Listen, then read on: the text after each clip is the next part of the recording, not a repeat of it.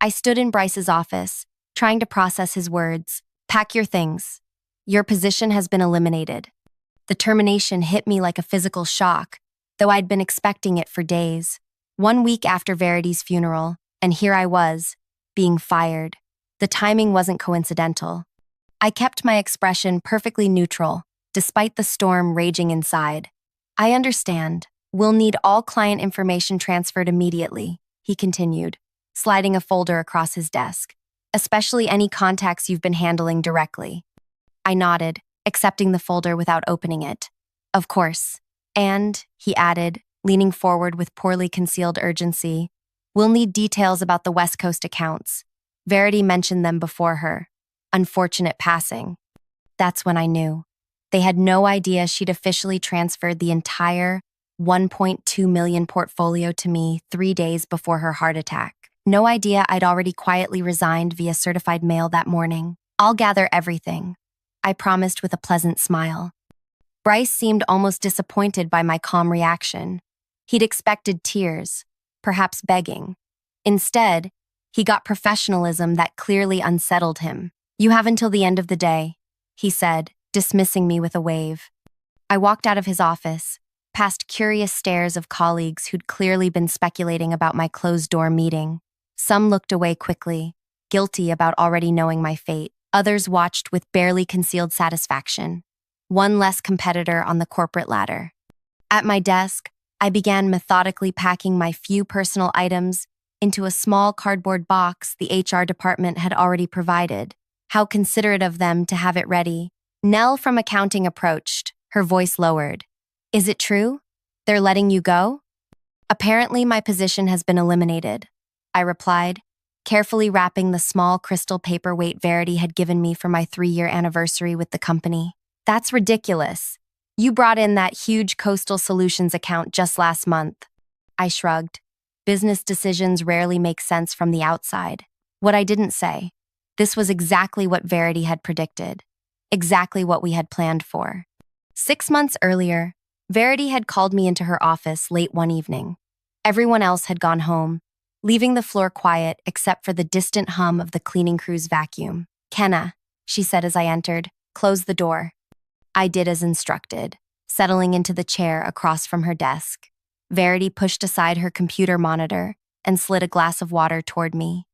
I've been watching you outperform everyone for 3 years, she said, her direct gaze as intense as ever. Yet they keep passing you over for promotion. I sipped the water silently. 5 years at the company, and despite bringing in more new business than anyone, I remained stuck while less qualified men climbed upward. The executive team has a particular vision, she continued, choosing her words carefully. And apparently, we don't fit it. What she didn't say, but we both understood. The all-male leadership team maintained their positions through an intricate network of favoritism. My boss had hit the glass ceiling so hard, she'd stopped trying to break through. I'm dying, she stated flatly. Cancer. 6 months, maybe less. I nearly choked on my water, setting the glass down with a shaking hand. When I'm gone, they'll carve up my client relationships like vultures. Unless, she outlined her plan, she would gradually introduce me to her most valuable clients, the West Coast portfolio worth $1.2 million in annual contracts. But officially, these meetings would appear as routine support work. They're watching the big accounts, she explained, not the scattered smaller ones that collectively matter most. For months, we worked together in plain sight. I met with creative entrepreneurs, boutique manufacturers, and innovative startups all along the coast. Verity introduced me as her right hand. The clients trusted her judgment. Meanwhile, at the office, the whispers began. Spending an awful lot of time with Verity, one colleague remarked loudly as I passed the break room. Probably fishing for that promotion, another responded with a snort. My immediate supervisor, Bryce, began requesting unusual reports, asking pointed questions about client meetings. I provided just enough information to satisfy without revealing our true activities.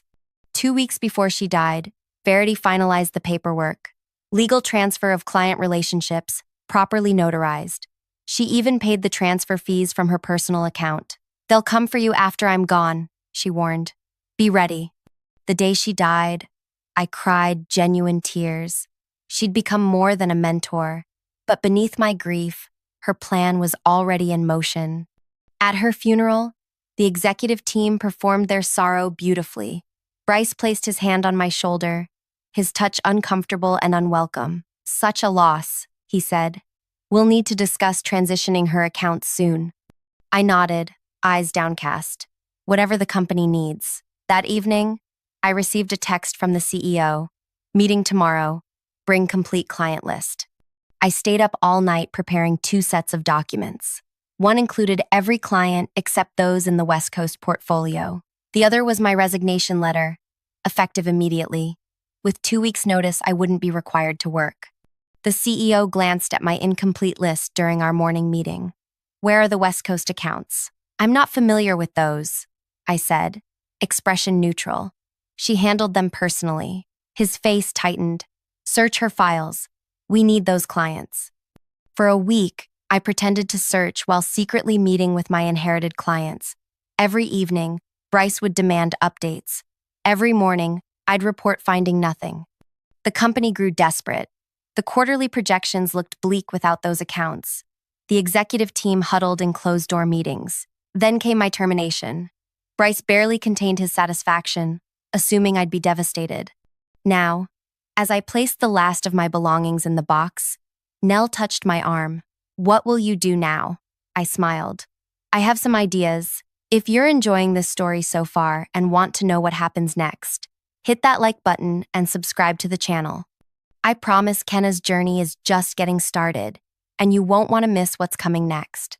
Drop a comment with what you think she should do after being fired like this. My name is Kenna Ellis, and until today, I was a senior account manager at one of the most prestigious firms in the city. Not the most glamorous title, but I made it work. I'm 32, single by choice, and determined in ways that often made my colleagues uncomfortable. Growing up in a small coastal town taught me patience. Watching my mother run a small shop while raising 2 kids alone taught me resourcefulness. 4 years at State College on scholarships taught me perseverance. And 5 years at this company taught me that playing by the rules was a luxury reserved for those who made them. Verity recognized that in me from the beginning. While other executives saw a quiet worker who followed directions, she saw the calculations behind my eyes. The first time she called me into her office, I thought I was being reprimanded. Instead, she asked what I thought about a proposal the team had celebrated that morning. "It's fundamentally flawed," I said, surprised by my own honesty. Instead of being offended, she smiled. "Explain." I outlined 3 critical weaknesses in the proposal that everyone else had missed. When I finished, she nodded once. "Tomorrow you'll join me in the client meeting. Say exactly what you just told me. But no buts. The client deserves honest expertise. That's what we're paid for." The next day, the client thanked us for our candor and signed a larger contract than originally proposed, specifically requesting that I be involved in implementation.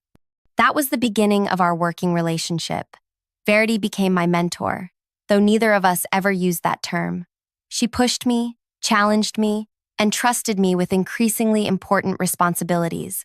When I generated a 30% increase in my portfolio's revenue while others struggled to maintain their numbers, I expected recognition. Instead, Bryce was promoted to team lead, despite his mediocre performance. "You have to play their game," a female colleague advised. "Laugh at their jokes, join their happy hours, make them comfortable." I tried, briefly. Spent evenings nursing drinks I didn't want, listening to stories that weren't funny, pretending to be interested in golf tournaments I couldn't care less about. It made no difference. When the next promotion went to Quinn, who'd been with the company half as long as me, Verity called me into her office again. "Stop trying to be one of them," she said. "They've already decided who you are." "Which is a threat," I laughed. "I'm not threatening anyone. You outperform them consistently without playing their games. That's the most threatening thing you could do." She was right, of course. My results spoke for themselves, but numbers couldn't overcome the invisible barriers. I watched as male colleagues took credit for my ideas in meetings, interrupting me only to restate exactly what I'd just said to nods of approval. I endured clients addressing questions to junior male colleagues instead of me, despite my seniority. And through it all, I kept breaking records, bringing in business, making the company money they happily accepted while denying me advancement. Verity understood. As the only female executive, she'd fought the same battles for decades. She'd reached a level of success that demanded respect, but never acceptance. I watched her navigate board meetings where her suggestions were ignored until a male colleague repeated them. I saw her excluded from golf outings where real decisions were made. "Don't make my mistakes," she told me once. I waited for them to recognize my value. Don't wait. But I wasn't sure what the alternative was until the day she told me about her diagnosis: stage 4 pancreatic cancer. 6 months at best. She'd kept it secret from everyone except her doctor and now me. "Why tell me?" I asked, still processing the shock. "Because I need your help," she replied, "and because you deserve better than what they'll give you when I'm gone." Her plan was both simple and daring. The West Coast portfolio consisted of 23 clients she'd personally cultivated over 15 years. Small to mid-sized businesses that collectively generated $1.2 million in annual revenue. Not the flashiest accounts that executives bragged about at quarterly meetings, but steady, loyal clients who valued personal attention. "These relationships are built on trust," she explained. "When I'm gone, the company will distribute them among the team leads who have no relationship with these clients. Half will leave within a year." "What do you want me to do?" I asked. "I want you to inherit them." The next day began our careful choreography. Verity started introducing me to these clients as her trusted associate. We traveled to meetings together, her teaching me each client's history, preferences, and pain points. To the company, it looked like she was finally delegating some of her workload due to health issues she'd vaguely mentioned. In reality, she was transferring her most valuable asset to me: client trust. Zara, from the boutique tech startup, immediately liked me. "Verity never brings anyone to our meetings. You must be special." "Kenna sees things others miss," Verity said simply. Mateo, whose sustainable packaging company was growing rapidly, was more direct. "Are you taking over for Verity?" "Just supporting for now," I replied, following our agreed script. "Good. I hate repeating myself to new people." By the 3rd month, I knew every client's business almost as well as Verity did. By the 4th month, some were calling me directly instead of her. By the 5th month, we were ready for the legal part. "Everything must be documented properly," Verity insisted. "They'll fight you otherwise." We met with her personal attorney, not the company's legal team. Papers were drawn up, signatures notarized, client permissions obtained. One by one, the accounts were officially transferred to me as the primary contact. The company remained oblivious, focused on larger accounts and quarterly projections. When Verity began coming to the office less frequently, citing medical appointments, no one questioned my increased client meetings. They assumed I was covering temporarily. Only Bryce seemed suspicious, demanding increasingly detailed reports. "The executive team needs visibility into these accounts," he insisted. I provided surface-level information, nothing that revealed the depth of my new relationships with these clients. Verity had warned me about him specifically. "Bryce has been trying to get his hands on my portfolio for years," she'd said. "He knows those clients represent security, stability." 2 weeks before her death, Verity invited me to her home. I'd never been there before and was surprised by its modest size and practical furnishings. No extravagance despite her executive salary. "I live within my means," she explained, noticing my expression. "Financial independence gives you options. Remember that." On her dining table lay the final documents: official transfer of client relationships to me personally, not to the company, all properly executed. "Is this even legal?" I asked, stunned by the comprehensiveness of the paperwork. "Completely. I'm transferring relationships I built, not company property. The distinction matters." She slid the papers toward me. "Keep these somewhere safe, away from your home and office." I arranged for a safety deposit box that afternoon. "They'll come for you after I'm gone," she warned, her voice weaker than I'd ever heard it. "Be ready." 3 days later, her assistant called me in tears. Verity had suffered a heart attack in her sleep. She was gone. The company's response was swift: a tasteful email announcement. a donation to cancer research in her name, a team meeting where the CEO spoke about her contributions before quickly pivoting to moving forward and maintaining client relationships during this transition. At her funeral, I stood apart from my colleagues, watching their performance of grief. The CEO gave a polished eulogy that somehow managed to make Verity's achievements sound like they belonged to the company. Bryce approached me afterward, his expression sympathetic while his eyes remained cold. "Such a loss," he said. "We'll need to discuss transitioning her accounts soon." I nodded, eyes downcast. "Whatever the company needs." That evening came the CEO's text, demanding the complete client list. The next morning, I provided the incomplete version, omitting all 23 West Coast clients. "Where are the West Coast accounts?" he demanded, frowning at the list. "I'm not familiar with those," I lied smoothly. "She handled them personally." His face tightened. "Search her files. We need those clients." For the next week, I performed a thorough search of Verity's office, finding nothing because there was nothing to find.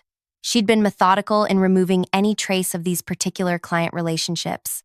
Meanwhile, I used my lunch breaks and evenings to meet with my new clients, reassuring them during this transition. Every single one expressed sadness at Verity's passing. Most added how relieved they were to still have me. "Continuity is everything in business," Matteo said during our coffee meeting. "If they'd assigned someone new, I would have walked." Each day, Bryce grew more agitated. The quarterly forecast looked increasingly concerning without those accounts. The executive team held closed-door meetings that ended with grim expressions and hushed conversations that stopped when I walked by. Then came my termination meeting, the culmination of their frustration and my preparation. As I carried my box of belongings toward the elevator, Bryce approached one last time. "Before you go," he said, voice low and urgent, "where are those West Coast files? This isn't personal, it's business. The company needs those accounts." I set down my box and looked him directly in the eyes. "I have no idea what you're talking about. Don't play games, Kenna. Those clients represent over $1 million in annual revenue. They belong to this company." I picked up my box again. "Actually, they belong to whoever they choose to work with." His face reddened. "Is that a threat?" "Just a fact," I replied, stepping into the elevator. As the doors closed on his angry face, I allowed myself a small smile. The termination I'd been expecting had finally arrived. But unlike what Bryce and the executive team believed, this wasn't the end of my story. It was only the beginning. The morning after my termination, I awoke before my alarm. The strange silence of not having to rush to the office settled around me like an unfamiliar blanket. For the first time in 5 years, I was unemployed. Technically. In reality, I was freer than I'd been in years. I made coffee and carried it to my small balcony, watching the city wake up. My phone buzzed with concerned messages from the few colleagues I'd been friendly with. Nell had sent 3 texts already, each more worried than the last. I answered her briefly. "I'm fine. Better than fine." The truth was, I'd been preparing for this day for months. The night before Verity's funeral, I'd opened a business checking account. 2 days later, I'd filed the paperwork for my new limited liability company. 3 weeks after that, I'd secured a small office space in a converted warehouse by the waterfront, walking distance from 5 of my new clients. All of this had been done quietly, methodically, following Verity's detailed instructions. "Don't rush," she'd advised. "Let them show their true colors first." And they had spectacularly. My phone rang. An unknown number. I hesitated before answering. Kenna Ellis speaking. "Ms. Ellis, this is Gavin Stewart, Chief Legal Counsel for—" "I know who you are, Gavin," I interrupted. We'd met at several company functions, though he'd never remembered my name. "Yes, well," he cleared his throat. "There seems to be some confusion regarding certain client relationships formerly managed by Verity Winters. The company would like to schedule a meeting to clarify these matters." "There's no confusion on my part," I replied, sipping my coffee. "Perhaps I'm not being clear. These client relationships belong to the company. Any attempt to redirect them would constitute theft of proprietary business assets. I'd been expecting this. Verity had prepared me for it. "I have no intention of discussing this further without my attorney present," I said calmly. Any additional communication should be directed to her office. I provided the contact information for Lorelei Chan, the lawyer Verity had introduced me to. This could be resolved amicably, Gavin said, his tone shifting to something almost friendly. The company is prepared to offer you a consulting arrangement to facilitate the transition of these accounts. Goodbye, Gavin. I ended the call and blocked the number. 20 minutes later, my phone rang again. The CEO himself this time. I let it go to voicemail. His message was terse. Kenna, this is a serious matter. Call me immediately. Instead, I sent a text to Mateo. Still on for our 10 a.m. meeting? His reply came seconds later. Absolutely. Bringing the new product samples. I showered and dressed with care, choosing a sleek charcoal pantsuit that Verity had once admired. Power isn't about blending in, she'd told me. It's about standing your ground. The temporary office I'd leased wasn't fully furnished yet. Just a desk, 2 chairs, and a small conference table. But the view of the harbor made up for the Spartan interior. Mateo arrived precisely at 10, carrying a box of prototype packaging. Nice place, he said, glancing around. Bit empty, though. For now, I replied. I'm starting small. Mateo set his samples on the conference table. Got a call from your old company this morning. Some guy named Bryce? My pulse quickened. What did he want? To schedule an urgent meeting about our account. Said there'd been a restructuring and he'd be taking over. Mateo shrugged. I told him we're happy with our current arrangement. And what did he say to that? He said there must be some misunderstanding. That all client contracts are with the company, not individual representatives. Mateo laughed. I told him to check his paperwork again. I smiled, feeling a wave of validation. And did he? Must have. He got very quiet, then said he'd have to get back to me. Mateo opened his sample box. Enough about that. Let me show you what we've been working on. By noon, I'd confirmed meetings with 5 more clients for the following day. By 3, I'd received emails from 7 others, all reporting similar calls from either Bryce or another executive at my former company. At 4, Lorelei called. They're threatening legal action, she said without preamble, claiming breach of contract, client poaching, and misappropriation of trade secrets. Exactly as Verity predicted, I replied. Yes, and exactly as we prepared for. I've reviewed all the documentation again. The client transfers were executed properly, with full disclosure to and consent from each client.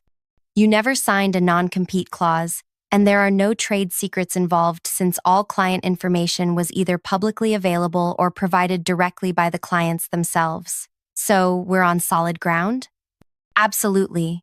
But they don't know that yet. They're bluffing, hoping you'll panic. What's our next move? Let them bluster. I've requested all relevant documentation from their legal team. That will buy us some time while they scramble to find paperwork that doesn't exist. After hanging up, I crossed to the window, watching boats navigate the harbor. Verity had loved this view. When we'd looked at this office space together, just weeks before her death, she'd stood in this exact spot. Remember, Kenna, she'd said, when they realize what's happening, they'll try to intimidate you first. When that fails, they'll try to buy you. And when that fails, she'd turn to me, her face gaunt, but her eyes still fierce. That's when they'll show you exactly who they are. My phone buzzed with a text from an unfamiliar number. Kenna, it's Quinn. Can we talk? Not company business. Just talk. Quinn, the one who'd gotten the promotion I deserved. We'd never been close, but he'd always been less overtly political than the others. Still, I hesitated before replying. When and where? His response came quickly. Tonight? That cafe near your old apartment? I frowned. How did he know where I used to live? I'd moved 6 months ago and had never mentioned my new address at work. The Copper Kettle at 7, I replied, naming a cafe in a busy shopping district instead. I arrived early, choosing a table with a clear view of both the entrance and the back exit. Quinn walked in at exactly 7, scanning the room until he spotted me. He looked tired, the usual confidence in his stride missing.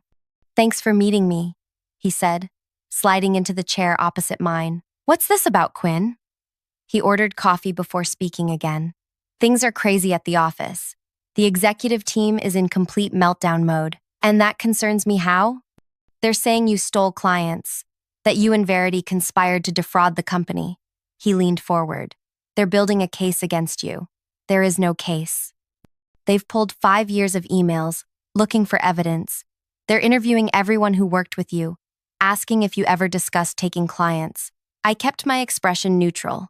Again, why should I care? Quinn sighed. Look, I know we weren't friends, but what they're doing, it's not right. They're trying to destroy you professionally. Why are you telling me this? He stared into his coffee for a long moment. Because Verity once did something similar for me, warned me when they were setting me up to fail. This was unexpected. Quinn had always seemed like one of them. Ambitious, political, willing to play the game. I owe her, he continued. And by extension, you. What exactly are they planning? They're contacting every client, claiming you misrepresented your authority to transfer the accounts. They're offering steep discounts to maintain relationships. And they're preparing to send cease and desist letters to all 23 businesses. I nodded slowly. Anything else? They've frozen Verity's final compensation package, claiming evidence of misconduct. They're using it as leverage with her family. This sent a surge of anger through me. Verity's sister had 2 children in college. That money was meant for them. Thank you for telling me, I said finally. Quinn hesitated. There's one more thing. They've offered me a bonus, a significant one, to provide evidence against you. And will you? There isn't any evidence to provide. He stood to leave. I never saw this meeting happening. Neither did you. After he left, I sat alone, processing this new information. They were more desperate than I'd anticipated. Targeting Verity's family crossed a line I hadn't expected even them to cross. I called Lorelei again. They're freezing Verity's final compensation, I said when she answered. I just heard from her sister's attorney, Lorelei confirmed. They're claiming evidence of breach of fiduciary duty. Can they do that? They can try. It won't hold up, but it could tie up the funds for months. That's exactly what they want. Her sister needs that money now. I know, I'm working on it. I ended the call and headed home, my mind racing. This wasn't just about me anymore. They were punishing Verity's family to get to me. The knowledge sat like a stone in my stomach. The next morning, I received an email from the CEO himself, requesting a private meeting to resolve our differences amicably. I forwarded it to Lorelei without responding. Her reply was swift. They're getting desperate. The legal threats aren't working, so now they're trying diplomacy. Stick to the plan. The plan. Verity's plan, now mine. A careful sequence of events designed to give me maximum leverage when the time came. We were still in the early stages, but already the company was reacting exactly as she'd predicted. By the end of the week, all 23 clients had confirmed they were staying with me. My phone had been blocked from receiving calls from the company's main numbers, and Lorelei was handling all legal communication. The initial panic had faded, replaced by a steady determination. I spent my days meeting with clients, setting up proper workspace, and establishing the foundation of my new business. Evenings were devoted to strategic planning. I slept better than I had in years. Then came the first real complication. Zara called on Friday afternoon, her voice tight with stress. Kenna, we have a situation. Your former employer is telling our investors that our contract transfer was illegitimate. They're claiming it could invalidate our entire financing round. My grip on the phone tightened. That's completely false. I know that, but our lead investor is spooked. They're talking about pulling out unless this gets resolved. Zara's startup had just secured crucial second-round funding. Losing that would be devastating. Give me your investor's contact information, I said. I'll have Lorelei reach out directly. There's more, Zara continued. They've offered to cut our service fees by 40% if we come back. That's hard to ignore in our position. This was the first crack in the wall. If Zara went back, others might follow. I understand, I said carefully. That's a significant discount. But we don't want to leave you, she added quickly. You and Verity have been there from the beginning. We trust you. Let me see what I can do, I promised. After hanging up, I paced my small office. This was an escalation I hadn't fully prepared for. They were targeting the most vulnerable clients first, the startups with investor pressure and tight budgets. I called Lorelei again, explaining the situation. They're playing hardball, she agreed. But so can we. How? I can't match a 40% discount. I don't have the resources they do. No, but you have something they don't. I could hear the smile in her voice. You have Verity's contingency plan, I think. The next morning, I invited Zara to my office. When she arrived, Lorelai was already there, along with a man I'd never met, tall, silver-haired, with the confident bearing of someone used to being in charge. Zara, this is Ambrose Tanner, I said, Verity's former mentor and the founder of her first investment group. Zara's eyes widened. Ambrose Tanner was something of a legend in startup circles, an early investor in dozens of now successful companies. Miss Daswani, he said, extending his hand. Verity spoke highly of your innovation. Mr. Tanner, she stammered. I had no idea you were involved with Kenna's company. I wasn't, until yesterday, he replied, glancing at me.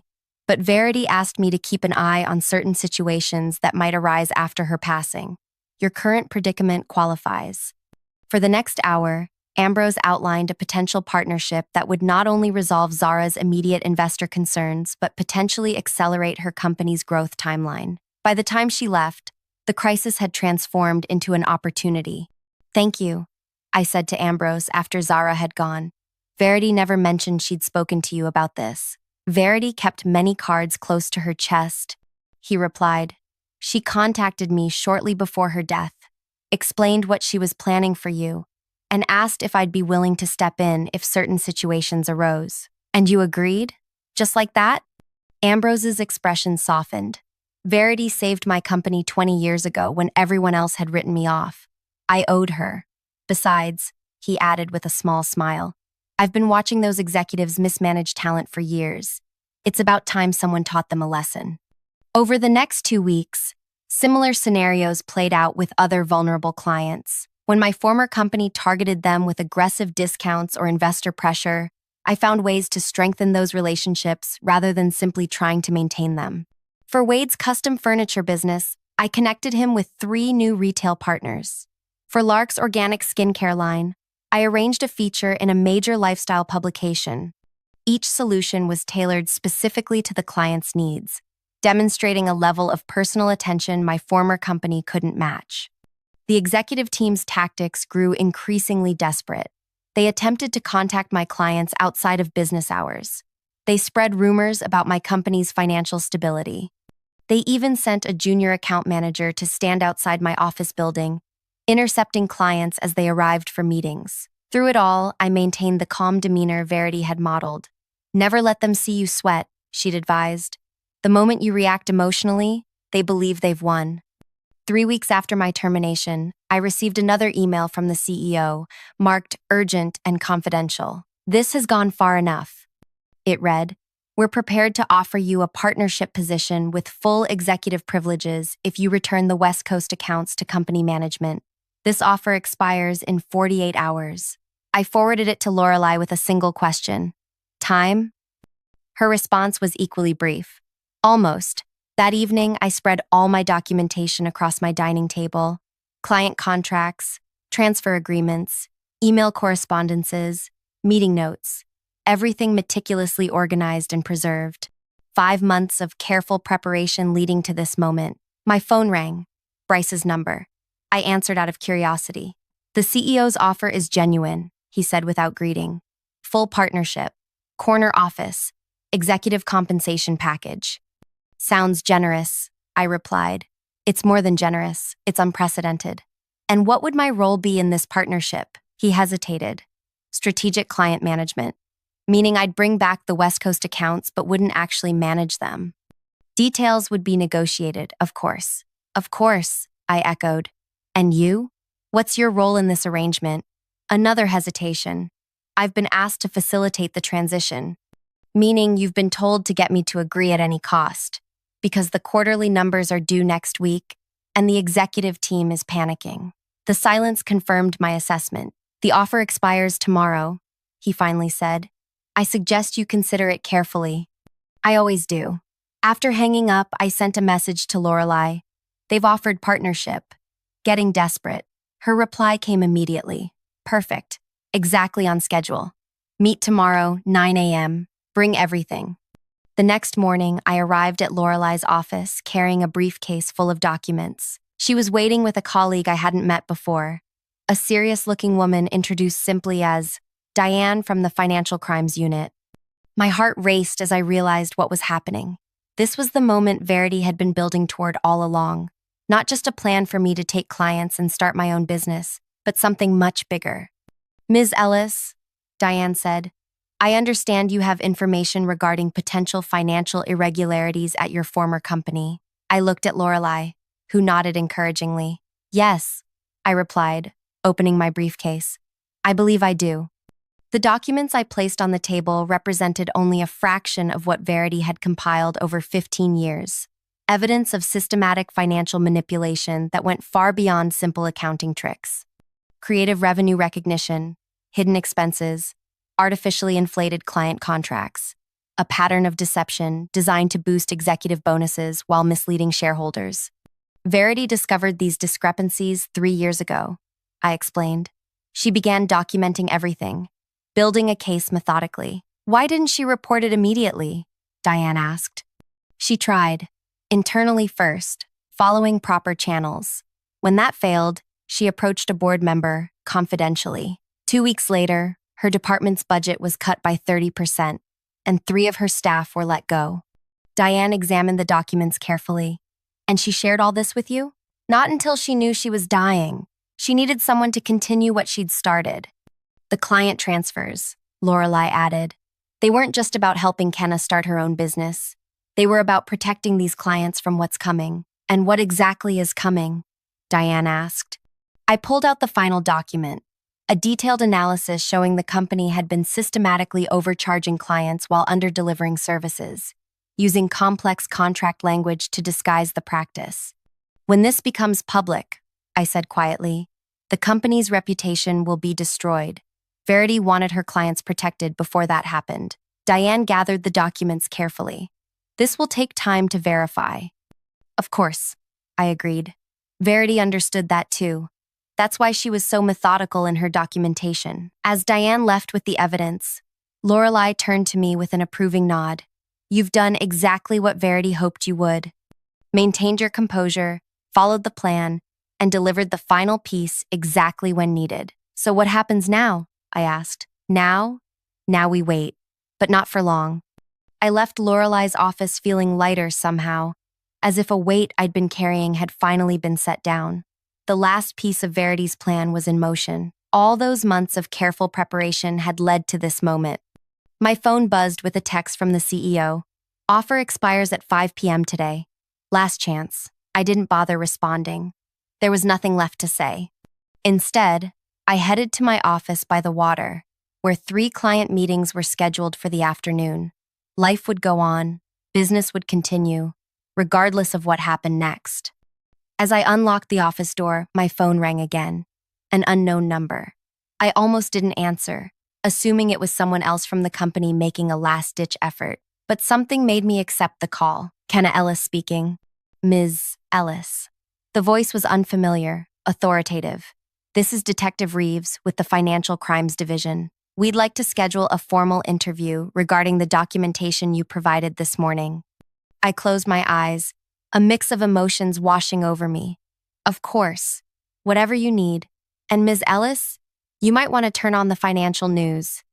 I hung up, my fingers trembling slightly as I pulled up the financial news on my tablet. The headline instantly made my breath catch. Breaking.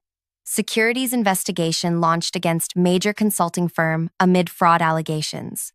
The accompanying article mentioned whistleblower documentation and systematic financial irregularities. The company's stock had already dropped 8% in pre-market trading. My phone immediately began buzzing with notifications. Clients texting to confirm their meetings were still on, Nell asking if I'd seen the news, and a final message from the CEO. What have you done? I set the tablet down and took a deep breath. This was the culmination of Verity's plan. Not just client transfers and my new business, but justice. The kind that couldn't be negotiated away or buried under legal threats. As the morning progressed, the news grew more detailed. Trading of the company's stock was temporarily halted after it plunged 20%, Financial analysts were dissecting the allegations. Former clients were being interviewed about their experiences. By noon, the first executives were being photographed leaving the building with security escorts.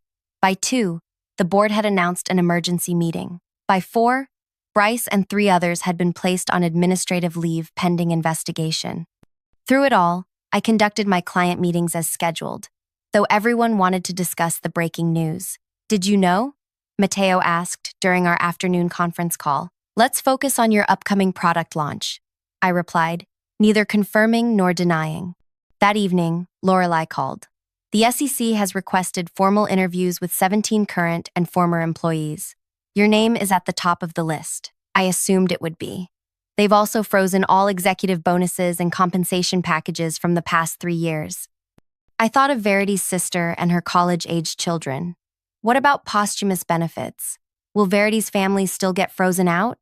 Actually, no. I've already confirmed her final compensation package is being processed separately due to special circumstances.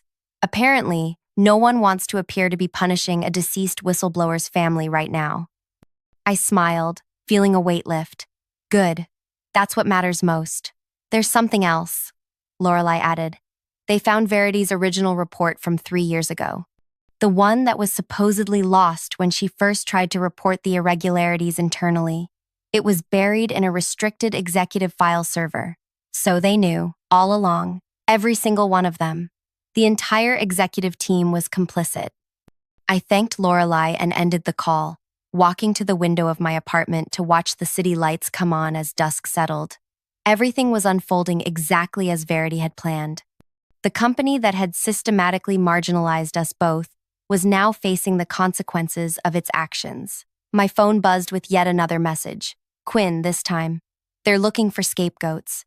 Bryce is claiming you and Verity fabricated everything. I wasn't surprised. Let him. The documentation speaks for itself. I've been asked to provide a statement about your work practices. And will you? I'll tell the truth. That you were the most ethical person in that building. I set my phone down, oddly touched by his loyalty. Perhaps not everyone from my old life was an enemy after all. The next morning, Detective Reeves arrived at my office for our formal interview. For 3 hours, I walked her through every document, every discrepancy, every attempt Verity had made to address the issues through proper channels. She kept meticulous records, Reeves observed, studying a particularly detailed spreadsheet comparing reported client billings to actual services rendered. Verity believed in accountability, I replied. She used to say that integrity isn't what you do when everyone's watching. It's what you do when you think no one is. After Reeves left, I sat alone in my office, feeling a strange mixture of vindication and sadness. Verity should have been here to see this. She'd orchestrated everything so perfectly, yet wouldn't witness the results of her planning. My phone rang. An unfamiliar number with the area code from Verity's hometown. Kenna? This is Iris, Verity's sister. My heart quickened. Iris, yes, how are you? I just received notification that Verity's benefits are being released. All of them.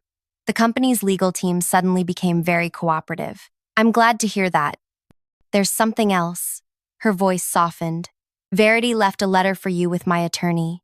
He was instructed to deliver it 1 month after everything happened. Would you like me to mail it? Or I can come to you, I said quickly, if that's all right. 2 days later, I sat in Iris's modest living room, holding an envelope with my name written in Verity's distinctive handwriting. Iris had given me privacy, stepping outside to tend her garden. The letter was dated 1 week before Verity died. Kenna, if you're reading this, then everything has proceeded according to plan. The company is facing investigation, the clients are safe with you, and my family's financial security is preserved. What you don't yet know is why I chose you. It wasn't just your competence or your integrity, though both are remarkable. It was because 3 years ago, when I first discovered the financial irregularities, you were the only person who noticed something was wrong. With the company, yes, but more importantly, with me. You asked if I was okay when no one else saw past my carefully maintained facade. You offered help without knowing what you were offering to help with. In that moment, I knew you were different. The company will try to paint me as vindictive, a disgruntled employee orchestrating their downfall from beyond the grave. Perhaps there's some truth in that. But my real motivation was justice. For myself, for you, for every person whose career was stifled because they wouldn't play by corrupted rules. The portfolio I left you isn't just clients, it's opportunity. Build something better than what we came from. Create the company we always deserved to work for. There's one final thing. In the safety deposit box where you kept our documentation, you'll find a key to a storage unit. Inside is everything you'll need to fully understand the depth of what we've uncovered. Use it wisely. With respect and confidence, Verity. I folded the letter carefully, tears blurring my vision. Even now, months after her death, Verity was still guiding me, still offering wisdom from beyond. The next morning, I visited the storage unit. Inside was a single filing cabinet containing detailed dossiers on every executive at the company, their financial dealings, their decision histories, their vulnerabilities, information gathered meticulously over 15 years. Among these was a separate folder labeled Board Connections, documentation of how each board member had been selected not for their oversight capabilities, but for their willingness to look the other way. Copies of emails, meeting recordings, evidence so comprehensive it took my breath away. I immediately called Lorelei and Detective Reeves. This wasn't just about financial irregularities anymore. This was systematic corruption at every level. Within days, the investigation expanded. The board chairman resigned. 3 additional executives were placed on leave. The company's stock continued its downward spiral. Through it all, my business grew steadily. The clients who had trusted Verity, and now trusted me, remained loyal. Word spread about a new consulting firm that prioritized ethical practices and client success above all else. 6 months after my termination, I leased a larger office space in the same waterfront building. My team had grown to include 5 full-time employees, including Nell, who had resigned from our former company the day after the investigation became public. On the morning we moved into the new space, a package arrived. A framed photograph of Verity standing on the beach near her hometown, looking out at the horizon with characteristic determination. A note from Iris accompanied it. She'd want this in your new office. I hung it in the reception area, directly across from the entrance where every visitor would see it. Beneath it, I placed a small plaque with the words that had guided me through the past year. Success isn't climbing their ladder, it's building your own. That afternoon, I received an unexpected visitor, Quinn, looking uncomfortable in the unfamiliar surroundings. Nice place, he said, glancing around. Very different from the old office. That's the point, I replied.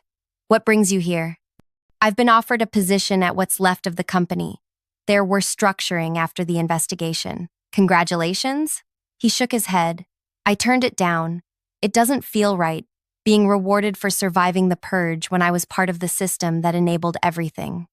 I studied him, seeing genuine regret in his expression. So what will you do? I don't know. Start over somewhere. Try to do better. I considered him for a long moment. We have an opening, junior position, less money than you're used to, but it's honest work. His surprise was evident. You'd hire me? After everything? Verity believed in second chances. And you did warn me when you didn't have to. The following week, our team gathered for the official opening of the expanded office. Clients, friends, even some former colleagues who had reached out after leaving the old company. Iris came with her children, visibly moved by the photograph of her sister, prominently displayed. As I looked around at what we had built, not just a business, but a community founded on the principles Verity had valued, I felt her presence as strongly as if she were standing beside me. The investigation continued to unfold, revealing deeper layers of misconduct than even Verity had documented. The company that had once seemed invincible was fighting for survival, its reputation in tatters, its leadership disbanded. But that wasn't my concern anymore. My focus was on building something new, something better, not revenge for its own sake, but justice that created opportunity for growth. In the end, the most powerful revenge wasn't destroying what had hurt us. It was creating something so much better that the comparison itself became a judgment. Verity had known that all along, and now, so did I.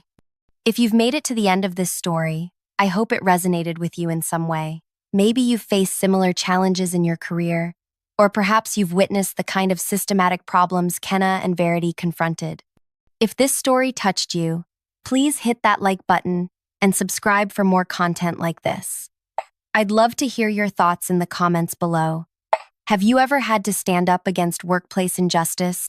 Or have you been lucky enough to have a mentor like Verity in your professional life? Your experiences matter, and sharing them helps build the kind of supportive community we all deserve. Thanks for listening.